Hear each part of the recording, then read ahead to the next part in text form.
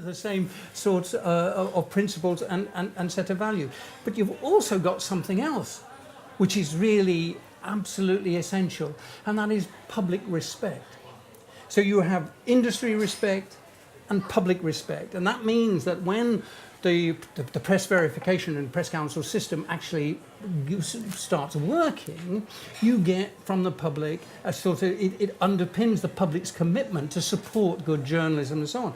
But around the world, the situation is absolutely challenging for journalists who want to be ethical. I mean, we have today much more direct political interference in the way that journalists work, and more efforts being made to recruit journalists to become propagandists. You see this with political leaders like whether it's Putin in Russia, Erdogan in Turkey, Trump, a sort of a would-be presidential president of the United States. These are people who do not have respect for fundamental commitment and reliability of facts in their exchanges with the public. They're looking for propaganda. They're looking for information which they can shape and they can mould. That really sort of causes enormous problems for journalists who are trying to be, in the simplest terms, as ethical as they can be. And then you have the problems about advertising posing as news. I mean, ethics being challenged by a corporate sector which is purchasing journalism in many countries of the world. You can't believe anything you read in the newspapers or even on TV, actually, because it's being paid for or sponsored by people who remain invisible. So it's sort of special interest groups. So you have these enormous sort of particular problems. And then, of course, you have, with the internet, the problem of reliability and verification. Is anything true? Are there any facts left? We find rumour, speculation, and so on at work. So how can you be ethical in an environment where, for example, social networks are very much leading media in many countries? So when you bring all of this together, the situation in Norway is quite unique. I mean, having said all this about the bad news, there is good news. It's really important to bear in mind that I think the fact that you're having this ethical debate today is really, I think, an iconic representation of the fact that around the world there's more recognition of the need to be ethical, of the need for us to be thinking about ethics and so on. Today we have more people thinking about how we restrain ourselves in our public communications. If you'd said 10 or 15 years ago to Twitter or Facebook or to Google, you've got to draw red lines and restrain people in the way they express themselves, they said, no, you can't do that. The internet is free. It's a free-for-all. People can say what they want. They don't say that anymore. There's a recognition that we have to have voluntary standards at work everywhere. And so therefore, this question of quality standards and how we put them into effect means that in journalism, a lot of people are going back to basics. We have more debate, such as we have today. We have more tools to help journalists verify information, more fact-checking going on. We have more media trying to introduce new guidelines to help them do their job better. We've set up an accountable journalism website, which is an interactive website, the first of its kind in the world, which actually gives people the opportunity to go in and see some more than 400 codes of conduct that exist around the world, all coming from different traditions and so on. And these codes aren't all one size. The one thing we do have to sort of say is that when you're looking at the world, it's diverse, it's plural, it's got lots of different ways of doing things. They've also got a lot of different ways of doing journalism. So we don't try and impose a one-size-fits-all, because there are different cultures and different traditions at work.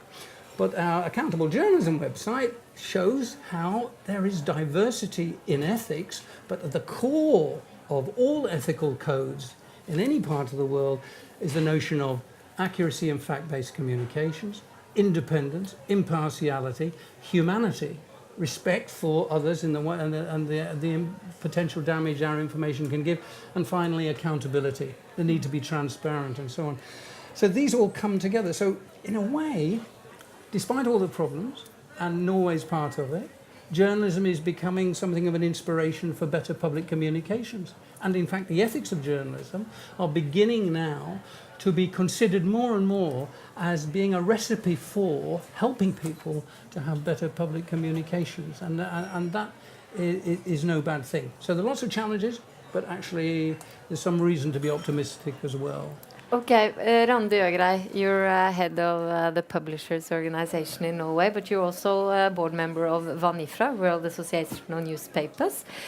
Do you share Aidan White's optimistic perspective and recognize the press, the influence the press will have on a general ethic level for public communication? Well, I think there's hope. I have to start with being open with you because here we are all representing, in also a way, the Ethical Journalism Network. Because That's true. Aidan is the director, and both me and Bernt is actually in his board. And I just have to tell why I decided to be a part of Aidan's network.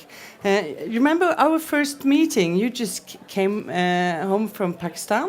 I think you had been meeting with one of our colleagues, Safar Abbas, and you were so encouraged because you have managed to get the different media houses in Pakistan to talk together and to decide upon one code of conduct. And what fascinates me, this is the commercial part, Kjersti, about the Ethical Journalist Network and the way Aidan and the team are working, is that you are going into countries in a very unbureaucratic way. And you work with people and you get some decisions. So at least for me and for MBL, it was very easy to support that way to work. And then to answer your question, yes, I think that there is hope. I think that the Norwegian model is exportable, not maybe in all its sizes, because it's very right what Aidan says, that one size doesn't fit all. But, you know, if you look at our Institute of Journalism, they are having courses in different parts of the world, teaching journalism, also ethical journalism. And I also have to mention we have mentors in our Vanifra program in Southeast Asia, where they are also teaching ethics. So yes, I think, and the third thing I have to mention is that we were in Cartagena in Colombia in June this year, and we met the Gabriel Garcia Marquez Foundation, which also, we call it the Gabo Foundation, is also working with journalism. And they're actually taking the methods of journalism to and teach it to the poor and the kids, and to make them be actually more aware and use it as a good tool to give them self-consciousness. So yes, I think there is hope, but also there is a lot of work to do. Just to mention, when we were in Egypt last year, where they said that of course we want to have ethics, of course we want to have freedom of expression, but first we need to have food. So yeah, a lot of work to do still. What about you, Bernt? You've been around in several countries. You've been around in the media business for a long time. Do you think that the public conversation is about to be inspired by the press ethics, or is it beyond repair? Well, I think, first of all, I'd like to say that I think the issues press freedom and press ethics are linked very close together, and also with the freedom of expression. So all this is a package which is extremely important for democracy, and therefore it makes sense for me to work with press freedom through the press ethics as some kind of a door opener. I visited Vietnam this spring, and Vietnam, I think, is the 174th country of 180 when it comes to press freedom, according to the Press Freedom Index. And both the authorities and the media in Vietnam, they like to discuss press ethics, not so much press freedom or freedom of expression. But as press ethics and self-regulation of press ethics is so fundamental for building democracy, then this is our link to get under their hood and discuss the real issues. So that was quite a success. They took part in the press ethics discussion, but that became a good alternative to discussing questions like freedom of expression. So what you say is that the press ethics is a kind of accountability, assuring accountability in exchange for press freedom and access for information? You know, those countries, they are now experiencing the explosion of social media and the growth in mobile communication. They go directly to that platform. And they have not, for instance in Vietnam, they have not had any chance to express themselves freely. But no, Facebook is introduced to the Vietnam population. And there they go directly expressing themselves about everybody, about people. It's not so very nice. So to discuss also press ethics, not leaving it to the social media to steer these developments is very important. I mean, I think this Bernt's right about this link between human rights and development and ethics. And one of the best examples is Indonesia. Indonesia, is about nearly 20 years ago now, decided consciously, the government decided to make a shift. They decided to embrace democratic principles. They decided to embrace freedom of expression. They decided that the previous regime's process of trying to control the public narratives, the public debate and so on, was not working. It was not in the country's interest. They introduced a free press, effectively. They set up a press council. The press council allowed itself to sort of function. That signalled the biggest single period of progressive development in the economy and in democracy in Indonesia. And I think it's really very, very clear and very, very important. There's a direct link between free expression, independent journalism, and the development of a prosperous, open and democratic state. And I think we so therefore have to sort of get away from thinking that, you know, when we talk ethics, we're talking theory, you know, some sort of narrow academic sort of discussion. This is not. This is actually about the quality of people's lives, the quality of information that people have to take the important decisions in their lives, which can be anything from which school do I send my children to, which hospital do I use, who do I vote for in my local council, who do I vote for in government. What information have I got that allows me to take that decision freely? And it's the question of the quality of information that people have, which is critical to them taking those decisions. Otherwise, we get ourselves into a situation where people merely just become voting fodder for tyrants and for autocrats and so on. And those are the dangerous developments we see in places like Russia and in places like Turkey, when you have intolerant political leaders who, when they get into power, one of the first things they seek to do is to try to control the press and control the media and so on. And that's really what's very dangerous. So your message then would be stick to press ethics for the edited media, never mind the vulgar free conversation in the social media, and don't get influenced by it, but try to keep the code of ethics straight. Absolutely right. I mean, I think most people, and all the research and evidence shows it. Most people are interested in reliable information. They're not interested in the end, fundamentally, in malicious lies, in propaganda, in basically people bad-mouthing one another. That when it comes down to how they rule their lives, people want access to reliable information. That's why trusted brands in media, who've got a good ethical record, have a good following. I used to work on The Guardian. When I was on The Guardian, when it was just a newspaper, before those days in which we sort of had the internet took over, The Guardian was a tiny newspaper. It was 9th or 10th among the circulation of major newspapers in Britain. today, it's one of the most followed newspapers worldwide in the English-speaking world.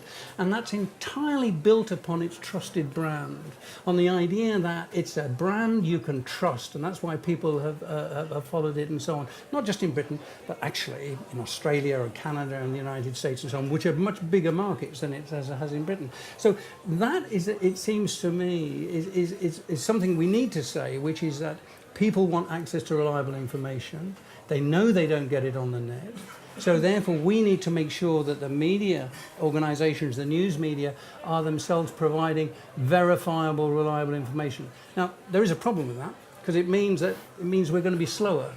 It means we're going to have slow journalism. And actually, slow journalism, not instant social network commentary, actually, that's what people prefer. So when the media say we're not running with this story until we've verified the facts, because out there are people who are depending on us to get it right, so they won't follow the ideas that just stream from social media. So I mean, I think, you know, we live with social media, and it's fun, and it's very entertaining. But we don't make the mistake of saying it's a replacement for journalism or a substitute for good ethical journalism. It's very interesting. We had previously today, we had 60 students here doing some ethic tests. And it was very, very obvious that they did not mix Facebook with the edited media, as we in the media business more and more do when we talk about dissemination of information, so to say. I see on the screen here that your website, Accountable Journalism, is on the screen, and you explain that you have on that website you've put all code of conducts that you know of. We have about 400 and from all around the world, and some of them are quite different. They come from different traditions. Here in Norway, you have a code of conduct which, for example, is not underpinned in law. In some countries, it is underpinned in law. And actually, there are quite good reasons for that, because of the traditional attachment that people give to law, providing them with basic freedoms and protections. So it varies from country to country, but what you have here is, it gives you some idea. More than 400 different codes of conduct, dozens and dozens of press councils, lots and lots of guidelines on countering hate speech and various other things and so on. All of this contributes to an enormous resource, which actually indicates that actually people care more, not less, about quality in journalism these days, and we really have to build on it. I mean, I don't want to sound too optimistic, because the reality of how awful journalism is also well known to me, but the fact of the matter is that there are reasons to think that there's a big struggle taking place at this moment in the public information sphere for truth and quality. And I think ethical journalism is really an important part of that debate and that discussion about public policy in the communications field, whether it's how you regulate the internet or whether it's how the social networks behave and so on. The question is, how do you instill quality? And I think that the values that come from journalists and their ethics is very important, even if, as you know, most journalists can't recite their code of conduct. They don't. That's true. They don't know it by heart. They don't know it by heart, like but they poetry. do by their stomach, probably. Of course they do. Of course, inside their head, they know what's praiseworthy and what's disgraceful and what's good and bad. That is true. But I need to ask you, because there are huge differences between countries that you think that can be compared to Norway. Like, for instance, the Netherlands. In the Netherlands, some of the biggest media companies are not part of the complaint system. Mm-hmm. But what do people do in those countries when they think that they have been exposed to unfair journalism? Do they go directly to court? I mean, in Britain, it's the same situation. Four of the major newspapers in Britain are not members of any of the press council. The Guardian isn't. Like, for instance, the Guardian. The Guardian, the Financial Times, the Independent, and have been, and that's because they have an argument about how to do it. But what holds it together is not so much the credibility of the national structure, but it's the credibility of the enterprise. Does the enterprise respond to its readers? Does it provide remedies for people who have been damaged by reports that have made? Does it have codes that it follows and so on? And if you look at the way the Financial Times works, or the Independent, or the Guardian, they do have internal systems that work. So we're not there's not something being missed out there. It's just a different way of doing things. And I think that's true for the Netherlands as well. But I know also there are differences even in the Nordic countries. I mean, Denmark has a completely different approach, and one that's underpinned by law and very controversial.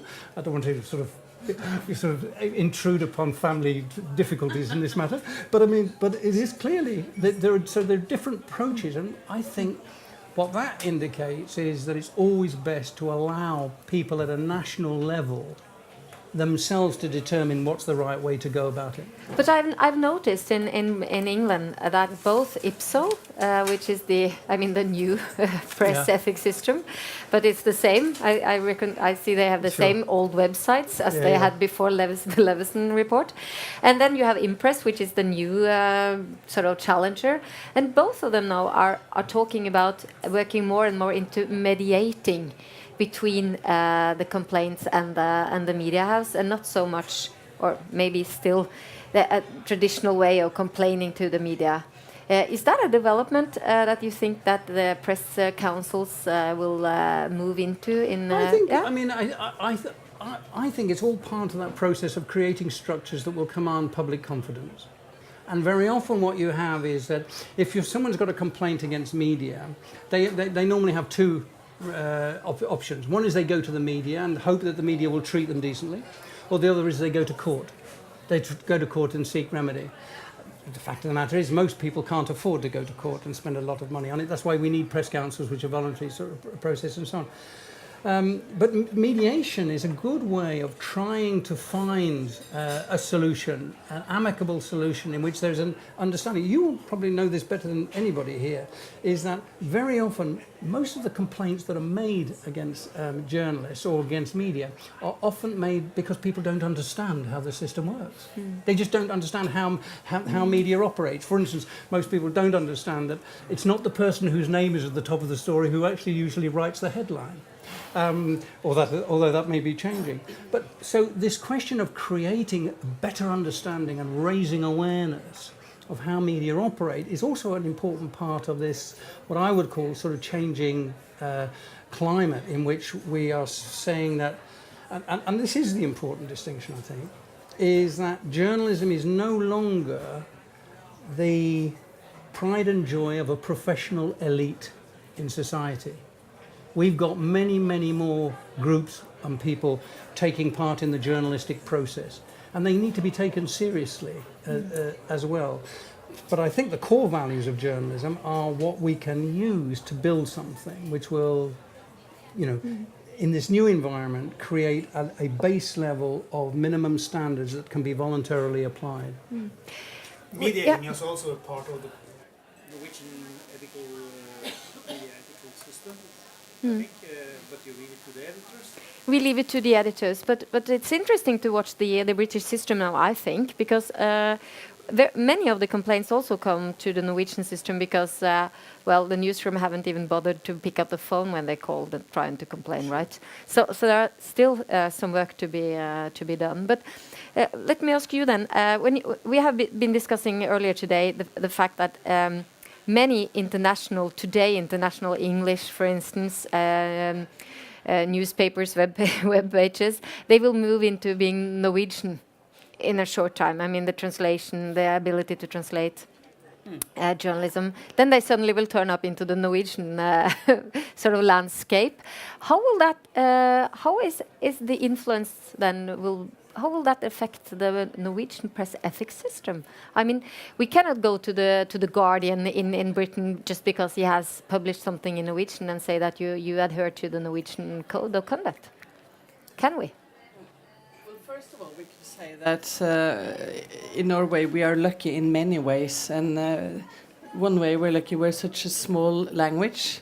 So maybe we will not be the first country that are attractive to other media houses. Secondly, I think that we should do as we do in other to see how we can make them understand how the Norwegian system actually is working. I would at least encourage you and others to do that. We should do that because maybe very idealistic, but of course it will be a challenge. And we also see that more and more Norwegians are reading English. and taking the news from the English, and Yeah. it's not so easy for them to always understand the different codes of conduct. But what we need is a global alliance, isn't it, Aidan, to have some common rules and keep on working on the global level too to see. But it is a challenge. I just have to mention one thing to ask Aidan. That is because in our code of conduct now, bloggers can be a part of it. Do you know any other systems? What do you think about it, firstly? I think I know that answer. But secondly, also, do you know of any other systems that allows it? No, I don't know any other systems that sort of directly allow it. But you see, I think bloggers are changing, and also positive change in the nature of journalism. I mean, the reality of it is, 5-10 years ago, most journalists hated bloggers, but, you know, because they weren't taken seriously. They're not journalists. They get in the way. They're a pain in the neck. But actually, what has happened is that blogging is now such an essential part. Yeah, right. I was about to mention that. I was just thinking about that. Don't mention the war. But blogging is now such an essential part of journalism. Journalists themselves are bloggers. And in fact, what we've had is we've absorbed the sort of blogging community into the natural professional space that journalists occupy.